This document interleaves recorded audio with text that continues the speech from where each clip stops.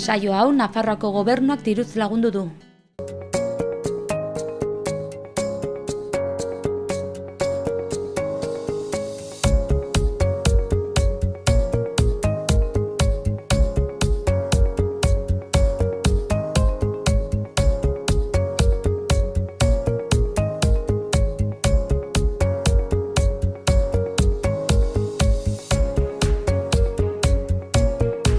Haupa, zer moduz, osteguna dirudien asteazken honetan. Aste laburragoa dugu urriaren 12 dela eta, baina hori ez da gure gaurko mintzagaia izango, baizik eta urriaren 17. Data horretan mundu osoak pobreziaren aurkako eguna ospatuko du, baita Nafarroak ere. Gure gaurko elkarrizketan ikusiko dugun bezalaxe. Nafarroako zero pobrezia taldea etorriko da, hura ezagutuko dugu eta ekitaldiaren inguruan arituko gara. Esan bezala, jardunaldi internazionala da, baina kutsu lokalarekin, hemen gure erkidegoan ere ospatuko dugulako, edo hartuko dugulako. Atzo Iruñean emandako beste ekitaldi internazionala eta lokala eman zen ere, munduko kultur ezberdinak elkartu ziren atzo Zentral Kafe antzokian eta Kubako, Argentinako eta gure lurraldeko improbisatzaileak ikuskizun ederra eskaini zuten, han egon ginen gu, eta nazioarteko improbisatzaileen bira deritzon jaia izan zen, jaia emanaldia edo ikuskizuna. Maialen Lujanbio, Julio Soto, Tomasita Kiala eta Araceli Arguello hartu zuten parte eta horrekin bukatuko dugu saioa. Baina lehendabizi hasi beharko dugu. Goazen!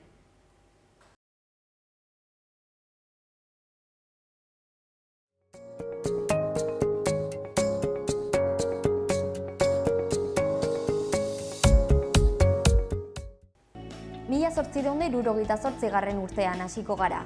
Kuban Carlos Manuel de Céspedes Lurdun aberatsak herrialdea Espainiatik independizatzeko prozesua hasi zuen. Salto handi bat egingo dugu 21. mendera joz, eta Txinara kasu honetan. Txinan Wikipediak jasandako blokeoa bertan bera utzi zen. Urtebetean zehar web orria zentsuratua izan zen eta.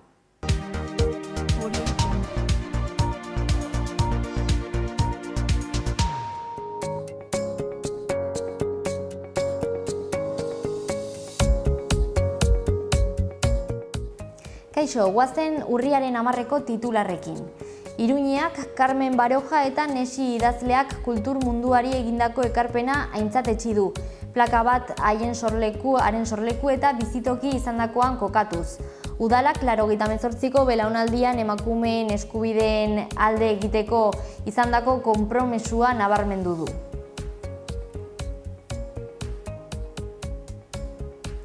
Picasso Gernikaren bidaia erakusketa ibiltaria Iruñean izanen da azaroaren 3 arte. Elizalde Kontseilaria tokiko erakundeetako eta Pirinioetako gizarte eragileekin Otsagabian bildu da. Bileran lursarea, lurralde eta iraunkortasunaren agentziak aurrera eramandako ekintzak aurkeztu egin dira.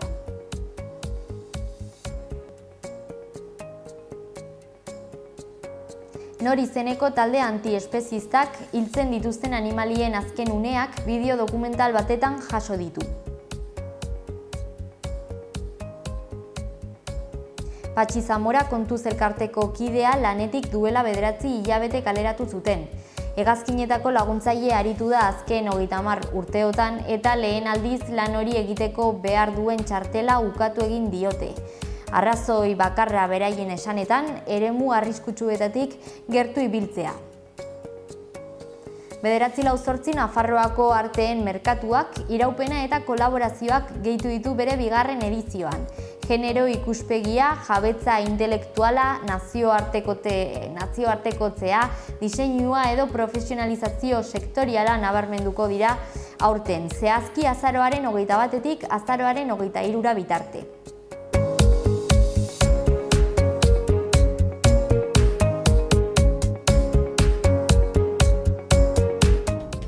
Egunkarien txanda, lehendabizi Diario de Navarrara joango gara. Lerroburu nagusian, gobernu foralak entzugor egiten du pertsona fisikoen errentaren gaineko zergako 10 milioi itzultzeko eskaerei. Azaleko argazkian Dolores Delgado fiskala senatuan ageri da. Azpian hurrengoa ipini dute. Dolores Delgado egoera larrian. Diario de Navarratik Diario de Noticiasera pasako gara. Lerroburu hau nabarmentzen da.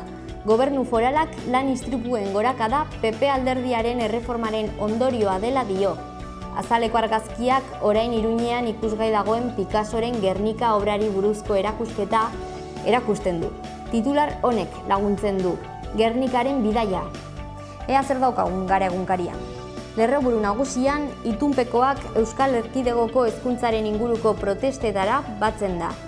Azaleko irudian Nikola Sturgeon politikaria ageri da. Izenburuak hurrengoa dio. Sturgeon, lasai egon zaitezte, gure unea helduko da. Goazen orain hedabide euskaldunekin, lehendabizi berri egunkarira joko dugu. Goikaldean hurrengoa dio eduki batek. Oposizioak salatu zituzten medikuek tamalgarri deritzote Osakidetzaren erantzunari. Horren azpian, lerroburu nagusian, urteotako hazkunde ekonomikoaren lehen oztopoak sumatzen hasi da nazioarteko diru funtsa. Horren azpian, azaleko irudian, zein bere aldera dioen berria daukagu, eta horren alboan zutabetxo batetan beste bi berri edo beste bi eduki. Lehendabizikoak hurrengoa dio, harremanetarako nazioarteko taldeak ere bukatutzak jo du bere eginkizuna. Horren azpian, Maria Arnal kantariaren esaldi bat ipini dute. Oroimena, ironia, barrea, jolasa, esperimentazioa, hori guztia da gure musikaren parte. Horren azpian bigarren irudi batetan emakume talde bat ikusi dezakegu eta titularrak hurrengoa dio. Donostiako erasotzaile baten aurka 10 salaketa. Bukatzeko eskuineko izkinean beste bi titular. Sindikatuek kristau eskolei eskatu diete ez usteko beren erantzukizuna Jaurlaritzaren gain. Eta amaitzeko Ubaldo Zuñigauri arte, Ekomun Kooperatibako presidentea eta Farkeko kide ohiaren hitzak agertzen dira. Kapitalismoak eraman gintuen gerrara, ekonomia neoliberalari aurre egitea da asmoa. Bukatzeko Iruña herrira bueltatuko gara Euskal Herria Irratiko webgunearekin. Goikaldean, JAP aldizkari digital eta multimedia Nafarroara iritsi da eta hor bideo bat zintzilikatu dute. Beherago, Maravillas gaztetxea uste arriskuan egon daiteke berriro. Eta horren ondoan egun bat gehiago eta kolaborazio berriak 9/4 merkatuaren bigarren edizioan.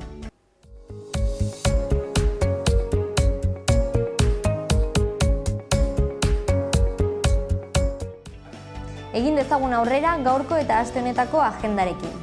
Gaur arratsaldeko 6etan umeendako ekintza elebiduna. Ipuin kontalaria, geltoki espazioan izango da eta sarrera librea da.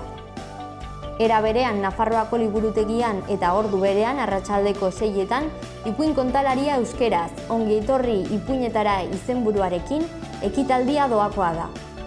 Gaur ere arratsaldeko 6etan El Corte Ingleseko kulturaretoan Lady Bird pelikula gazteleraz eskainiko da saridun zinema zikloaren barne, libre. Ordu bat geroago gaur arratsaldeko 7etan Ingurumen Hezkuntzako Museoan Iruñean hitzaldi bat gazteleraz. Cómo está cambiando el clima en los Pirineos y cómo nos afecta izenburupean. Sarrera librea da. Ordu berean gaur Golen Baionan zinemetan proiekzioa eta zuzendariarekin eztabaida. Black Beltza pelikula marrazki bizidunezko filma eskainiko da Fermin Muguruzak zuzendutakoa eta esan bezala Fermin Muguruzan izango da. Sarrerak 4,10 euro balio du. Ordu bat geroago gaur, arratsaldeko 8etan Kondestable Jauregian ikuskizun euskeraz, Tomiris izenburuarekin. Sarrerak 3 euro balio du. Bukatzeko, gaur eta azaroaren 3 arte Iruñeko Sarasate pasalekuan, Picasso el viaje de Gernika izenburua duen erakusketa eskainiko da. Sarrera librea da.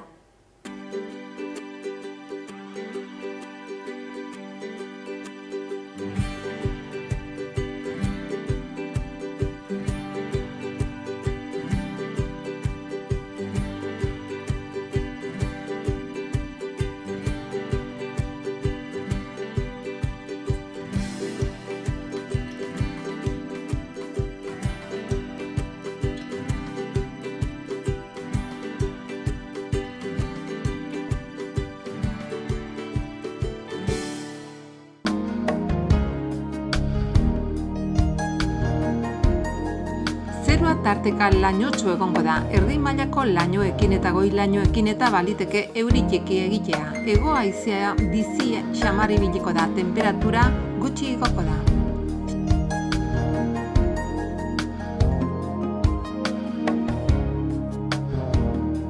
Ostegunean zeroa oso lainotxo egongo da, batez ere goizean eta arratsaldean. Orduan zaparrada botako ditu eta baliteke arratsaldean ekaitza ere jotzea. Hego haizea ibiliko da, arratsaldean tarteka mendebaldekoa. Temperatura minimoetan aldaketarik ez. Maximoan ere Nafarroan aldaketarik ez.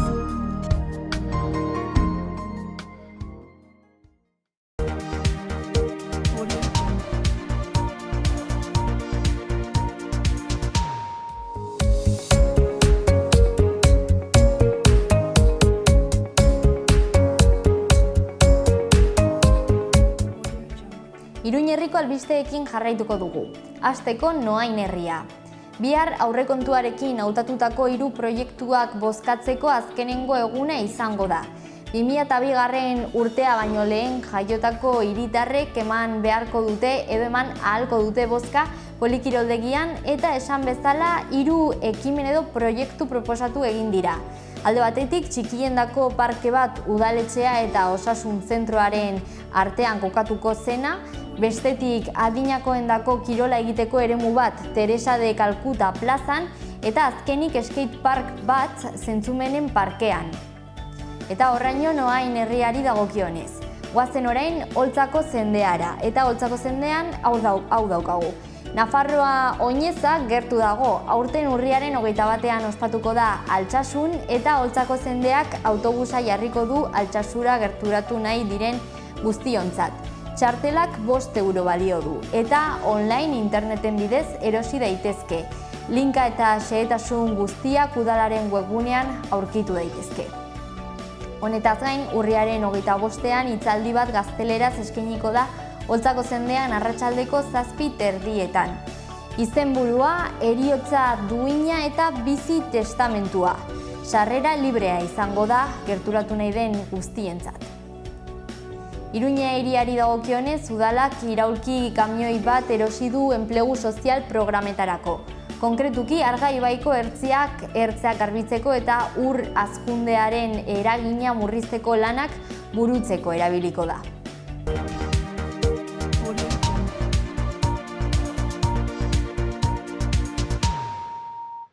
Gaurko elkarrizketari paso emango diogu, bakarra izango dugu platoan eta kanpoan bakarra izango dugulako, eta urriaren 17ean ospatuko den ekitaldiari buruz hitz egingo dugu. Ze ekitaldi? Nazioarteko pobreziaren aurkako eguna, hemen Nafarroan ere ospatu egingo da, pasaden astean ere honi buruz hitz egin genuen, baina beste talde edo erakunde batekin, Nafarroako pobreziaren kontrako sarearekin, alegia, eta gaur pobreziari zero erakundea izango dugu gurekin.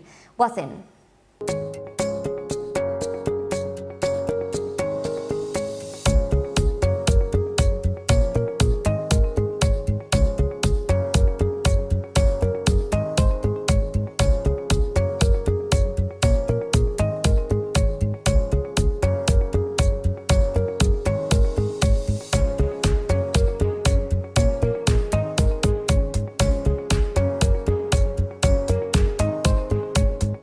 Elkartasunerako udazkena aurten ere ospatu egingo da. 7. edizioa da dagoeneko Burlatan ospatzen da eta gehiago jakin nahi baldin baduzue gurekin gelditu. Gaur Amaia Alonso hemen dugu eta arratsaldeon. Arratsaldeon, kaixo. Zer modu zaude? Oso ongi, eta zu? Ongi, eskerrik asko. Eta eskerrik asko etortzeagatik. Bai, mila esker. Beno, konta iguzu, zertan datza ekimen hau? Bueno, Burlatako plataforma zerotik etortzen naiz, eta hainbat talde osatzen dugu, bai Caritas San Juan, Caritas San Blas, Arua elkartasuna, hainbat elkarte, bai, solidari elkartasunezko gaien inguruan gauden hainbat elkarteak hor elkartu gara, pobreziaren inguruan lan egiteko eta pixkat aurre egiteko Burlatan gertatzen diren egoerari aurre egiteko, bai. Eta, 2009 urtean hasi zen mugimendu hau, eta lehenengo hori izan zen pixka bat elkarte hauek osatu ziren momentu hura, baina gero ikusi zen beste behar bat, orduan politikarien gana jo genuen, eta beraien laguntza eskatu genuen, eta orduan egin zen komisio misto bat, bai politikariak, bai elkarteak. Eta denboraren poderioz, aldatu zen dena, eta komisio misto hori desagertu zen, eta orain badago beste erakunde beste toki bat elkartzen garena, eta daude gizarte zerbitzuak, politikariak eta gu geu, ez? Orduan, haunditu egin da, eta hor, hainbat gauza eztabaidatzen dira, Burlatan gertatzen diren gertakizunei buruz hitz egiten dugu, eta, pobreziaren inguruan hainbat datuak analizatzen ditugu, miatzen ditugu, eta horren inguruan gertatzen diren arazoak edo istorioei aurre egiten saiatzen gara. Burlatan zentratuta? Beti Burlatan zentratuta, baina egia da, adibidez, zerbait egiten baldin bada Iruña herrian edo Nafarroan edo olakoetan, beti gure laguntza eskatzen digutenean hor gaude. Elkarlanean aritzen gara Iruña herriarekin eta ingurukoekin. Eta nola gauzatzen da hori egitarau bat dagolako elkartasuna udazken ari dagokionez, ez? Bai, begira, udaletxean sartu ginenetik, politikariek eskatu ziguten gure aldetik ere zerbait egitea, ez? Orduan, duela ja 7. edizioa izango da aurten, eta horregatik egiten dugu udazkeneko ekintza solidarioak, ez? 7. urtea da, eta egia da oso gauza interesgarriak ekarri ditugula geroz eta interesgarriagoak niretzat, ez? Aurten edo urte guzti hauetan esan nahi duzu? Bai, urte guztietan, ez? Oso interesgarria, baina aurten oso interesgarria, zertaz emakumearen pobrezia eta emakumea lotu dugu, eta egia da gauza asko ikasten ari garela, eta gonbidatzen zaituztegula etortzera, ze orain hasi berria gara, eta hainbat ekintzak oso gustogarriak izango direlakoan gaude. Eta hor, emakumeak galtzeko edo ez dakit, ze arrisku handiagoa aldu emakumezkoek aldute edo ze... Egia da emakumezkoek vulnerableagoak edo... posizio okerragoan daudela. Zertaz, gerrateetan, adibidez orain izan dugu Judith Praten fotoperiodista da, eta bera ekarri du bere argazki esposaketa Burlatara, orain daukagu urriaren 20 arte, eta egia da hor emakumearen papera, gerratearen papera eta espolioaren historiaren atzetikan zer dagoen emakumearen inguruan. Bai prostituzioa, violazioak, agresioak eta konsekuentziak beti dira emakumezkoentzat gogorragoak. Orduan programa dagoeneko hasi egin da, erakusketa hor dago ikusgai? Bai, hasi gara eskola eta bai instituto eta eskolako gazteekin bisitak gidatuak egiten, esposaketara, oso interesgarria suertatzen ari da, zertaz egia da gaztetxoek ez direla realitatearen kontziente hori da. Eta ikusten dutenean hor eta gainera esplikazioa jasotzen dutenean, zelako erreflexioak egiten ari diren. Gainera ni naiz gidatzen ari naizena eta flipantea. Beraiekin asko ikasten dut. Ez dakit, ze nolako ekarpenak egiten dituzte adibidez? Adibidez, koltanarekin adibidez. Gure mugikorrentzako oso beharrezkoa den koltan mineral hori, ez? Beraiek ikusten dute nortzuk ateratzen duten koltana, beraien adin berdineko umeak, nolako kondizioetan eta zenbat diru ateratzen duten horren inguruan, eta horren inguruan dagoen historia guztia, eta beraiek hemen ikusten dute nola beti gaude mugikorrarekin, ezakizer, kexaka, Bueno, beraiek egiten dutena da, hango egoera eta hemengo egoera konparatu eta balantza batean jarri, eta askok daude, sentsibilitate hori ateratzen dutela, eta egia da, konstienteagoak direla, eta errealitatean gehiago pentsatzen, ez? Horren inguruan, pixka bat. Bai, zenolako sortea daukaten hemen jaioak izanagatik, eta edo hobe esan da ze nolako injustiziak dauden munduan, ez? Hori da, eta beste refleksio bat egiten zutena da, orain ulertzen dute zergatik hainbeste etortzen diren ona, zergatik nahi duten handikan atera eta zer nahi duten hemen topatu. Ulergarriagoa egiten zaie haien egoera orain. Eta horrek ere azkenean hemen elkarbizitzan eragina du, hobetu egiten da, azkenean hori kontzienteagoak direlako, jarreren aldaketa bat, ez, suposatzen du horrek. Hori da, gainera ere, klaseko kideak ere igual ziren afrikar batzuk, Argeliako neska bat, ezakit nongo Mauritaniako mutil bat, orduan, beraiek ere esan zuten, posten naiz hona etortzea, zertaz orain ulertzen dute zergatik nire familia etorri ginen ona eta zelako kondiziotan, ez? Oso interesgarria, bai. Eta kasu horretan ere ikertu egiten alda emakumearen papera? Bai, esposaketa horretan oso argi ikusten da, nola gerraten eta soldaduen egoera eta gizonezkoen historia hor nola bilakatzen den emakumeengan, hori bortxaketak, agresioak, haurdunaldiak, violazioen atzetikan, ez? Eta ikaslei erakusterakoan, hori, nola hartzen dute ere... Inpaktoa, emakumeen historiarekin oso inpaktatuta, ze argazki horiek dira oso signifikatiboak, prostituzioa ikusten dute argazkietan, umetxoak beraien amekin... Oso argi ikusten dira. Oso argi, bai. Bai, fuerteak azkenean, irudiak. Bai, egia da argazki bakarra hola ikusita, telebistan ikusten dugunean azkenean oso ohituta gaude. Baina argazki horren historioa atzetikan dagoen guzti hori kontatzen dudanean, orduan da beste historia bat. Argazkiaren historia jakinda, asko sakonagoa bilakatzen da. Hori asko gertatzen da, azkenean ikusten dugula horrelako, edo pelikuletan azkenean ere fikzioa dela, baina hainbeste ikustea irudiak batzutan kontrakoa egiten du sentsibilizatu ordez, ez dakit nola esan, baina ulertzen nauzu, ez?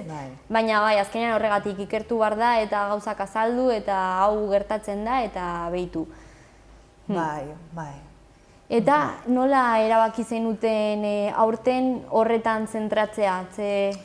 Azkenean behar bat ikusten genuelako, Burlatako emakumezko elkartean ere parte hartzen dugu eta beraiekin lan asko egiten dugu, orduan horren inguruan hasi ginen pixkat pentsatzen eta egia da esposaketa etorri zela gure eskuetara eta gero ere hainbat hitzaldi egongo dira horren inguruan, adibidez, egingo duguna bihar, asteazkena, izango da mahai inguru bat, eta emakumearen pobrezia Burlatan izango da gaia. Orduan ikusiko dugu pobrezia Burlatan, baina gehien bat emakumean zentratuta. Eta hor hitz egingo dute Burlatako hainbat elkarteko emakumezkoak eta udaletxekoak ere bai. Eta gerrari buruz hitz egin dugu, baina gerra alde batera utzita adibidez, hori zenolako egoerak aurkitzen dituzte emakumeek pobrezia egoeran daudenek.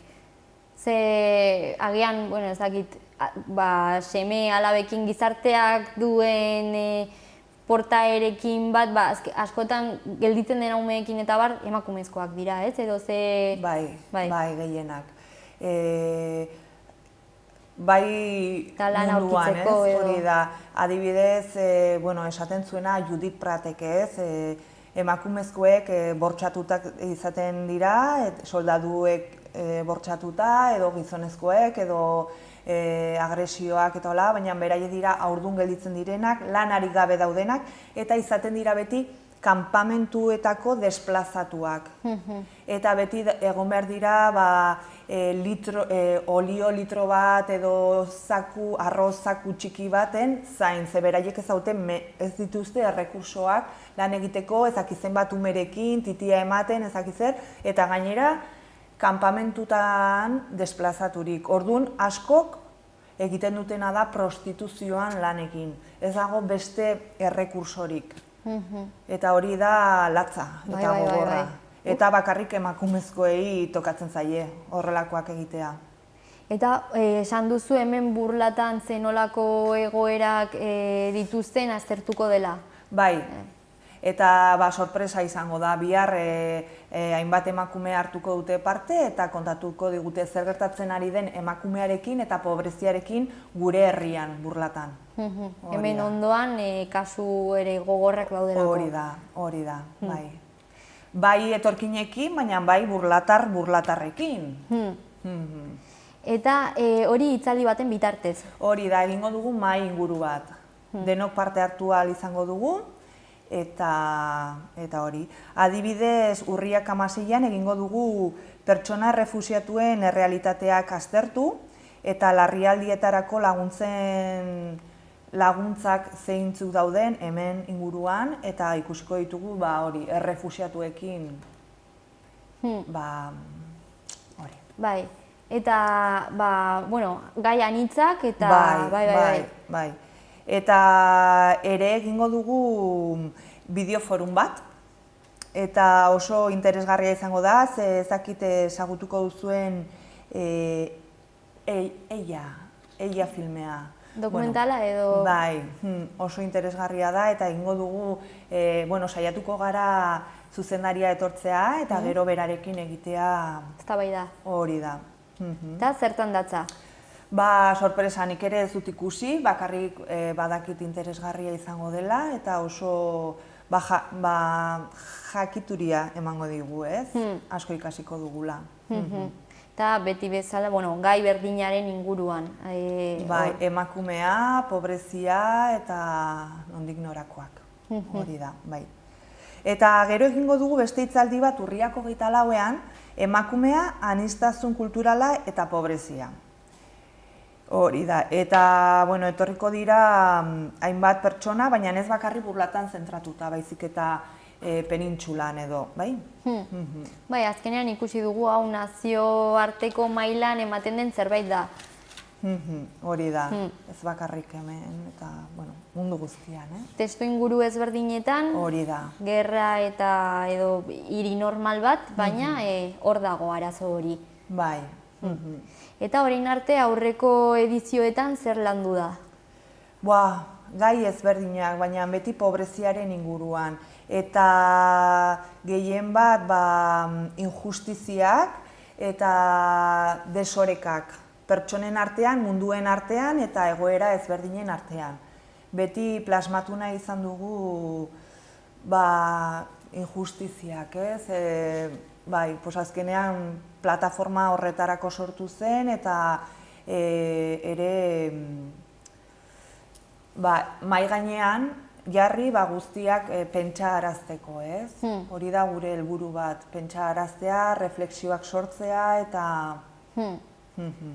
Eta urte osoan zehar, hau udazkeneko programa da, eta urte osoan zehar zer egiten da plataformatik? Begira, hainbat elkarte egiten dugu kooperazio internazionala, eta subentzioen inguruan plataforma zerok ere badu hor...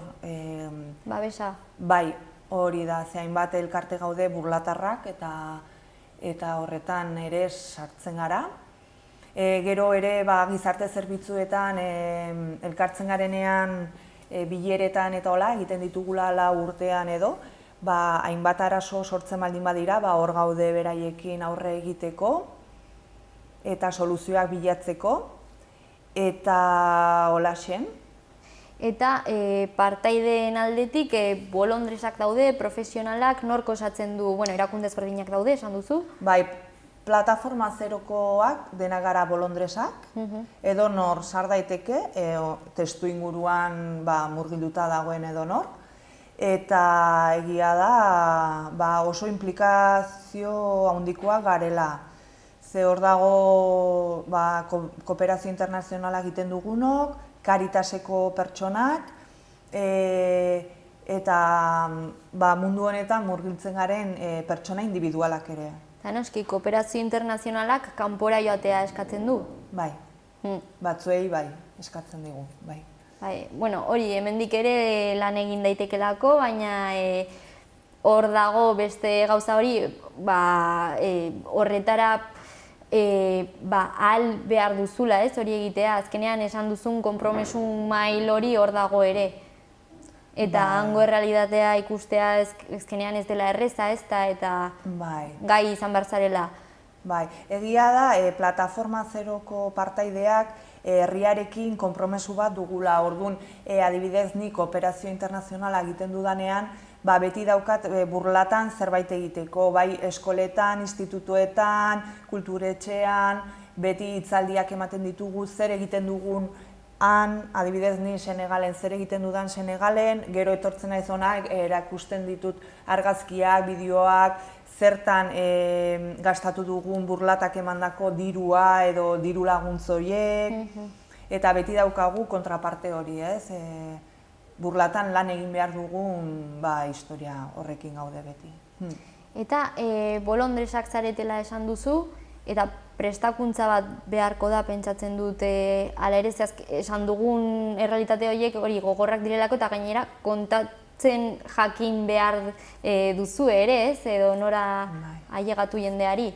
Egia da ez dagoela errekisitorik horretan aritzeko, gara konpromesua hartu dugun pertsonak, baina maite dugulako gaia, lagundu nahi dugulako, horrego nahi dugulako, eta eztabaida sortu nahi dugulako, eta errealitateak herriari esplikatu nahi diogulako. Eta jendearen zenolako erantzuna jasotzen da? Bueno, ikasleak aipatu egin dituzulen. Ikasle, gaur egun, erakusketarako izan da eguneko eguna, oso pozik gaude, institutoak, eskolak eta dena parte handia eskaini digute, oso pozik daude eta egia da aurten oso pozik gaudela eskolako jendearekin. Gero ere adibidez, helduak eta hola, beste egunean areto bat bete genuen, Judith Prakteekin, eta bihar ikusiko dugu pobreziaren inguruan eta emakumearen inguruan zer gertatzen den. Hasi berria gara aurten eta ikusiko dugu, espero dugu jendea parte hartzea eta egia da ere Afrika imprescindibleko ekintzekin ere badaude urrian eta orduan pixka bat denatan gaude, ez? Bai Afrika imprescindible eta hemen udazkeneko ekintzak. Eta udazkena aukeratzeko erabaki hori, zer ikusia aldu 17an ospatuko den nazioarteko pobreziaren aurkako egunarekin edo kasualidadea da? Ez, badauka zer ikusia, gu beti hartzen dugu parte, egun horretan, beti egiten dugu deialdia burlatar guztiei zuzenduta, bai manifestaldira igotzeko eta gero hainbat ekintzetan parte hartzeko, burlatatik beti presentzia handia dago, eta gu horren inguruan nahi genuen kontestu hau udazkenean, ez? Honen inguruan bai, ez badauka zer ikusia. Eta orduan, zuen parte izateko, ekintzeetan parte hartzeko deialdia luzatzen duzu edo horri ez, pentsatzen dut, eta gero bolondrez bilakatzeko zerbait egin behar alda edo kerarik aldago edo? Gurekin kontaktatu, udaletxearen bitartez, esan begira plataforma zero ezagutu nahi dut eta norbaiten kontaktua emango diguzue eta listo, horrela. Oso anitza da, ez oso dago anitza profil. da eta gainera oso etxekoak gara. Bai. Esan duzuna, azkenean konpromesua hor egotea, ez, hori noski baietz. Hori da. Eta mundua aldatu nahi izatea eta, horretan bai, sentitzea eta sinistea hori da, bai. Mila esker Amaia gurekin tartetxo hau egoteagatik. Mila esker zuei eta, gonbidatuak zaudete ekintzetan parte hartzera eta etorri Burlatara, noski baietz. Eskerrik asko, han Mila egongo esker. gara, bai, Venga, gero arte. agur.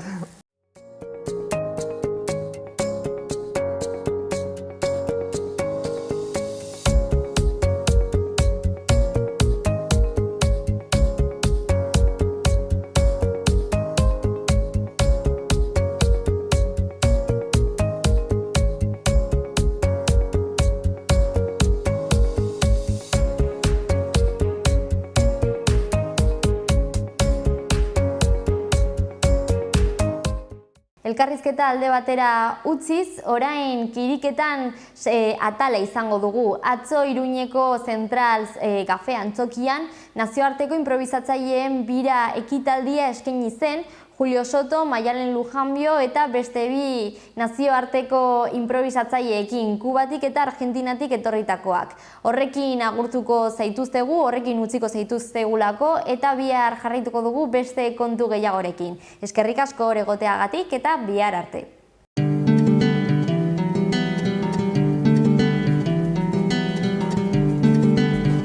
Saio hau Nafarroako Gobernuak diruz lagundu du.